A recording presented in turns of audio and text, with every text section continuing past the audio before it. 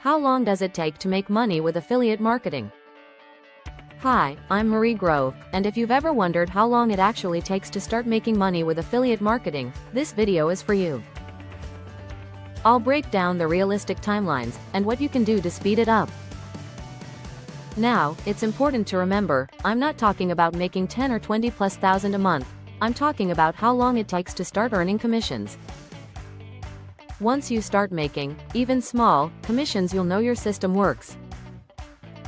From that point on, just keep doing what you're doing. It's not unusual for people to earn a commission within a few weeks. But it will take longer to get to the point where you're making money daily. Of course, there are other factors that will determine how fast you earn online. One of the most important variable is your work ethic. The fastest way to a full-time passive income is to consistently work on your business.